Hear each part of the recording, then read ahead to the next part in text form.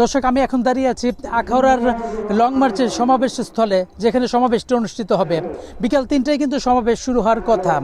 এবং সকাল থেকে এখানে আমি আছি এবং এখানে যে বন্দরের যে কার্যক্রম দেখতেছি, এখানে কিন্তু রপ্তানিমুখী স্থলবন্দর ব্রাহ্মণবাড়িয়া আখাউড়া স্থলবন্দর সকাল সকাল কিন্তু পণ্যগুলো ভারতে পৌঁছে যাচ্ছে এবং দুপুর 12টার ভিতরে কিন্তু সব পণ্য ক্লোজ হয়ে যাবে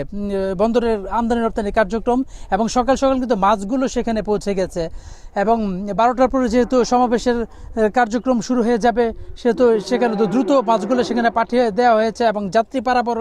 যাত্রী পারাপার সারাদিনই হবে এবং লং মার্চকে কেন্দ্র করে এখানে উৎসব মুখর এক পরিবেশ বিরাজ করছে, যাতে কোনো ধরনের অনাকাঙ্ক্ষিত ঘটনা না ঘটে। এখানে কিন্তু নিরাপত্তা চাদরের চতুর্দিকে ঘিরে ফেলা হয়েছে এবং যেটি পুলিশ সুপার যেটি বলেছেন, অতিরিক্ত 4 প্লাটুন বিজিবি এখানে মোতায়েন থাকবেন এবং কোনো ধরনের অনাকাঙ্ক্ষিত ঘটনা যাতে না ঘটে সেদিকে প্রশাসনের পক্ষ থেকে ব্যাপক ব্যবস্থা নেওয়া হয়েছে এবং এখানে আয়োজক কমিটির পক্ষ থেকেও কিন্তু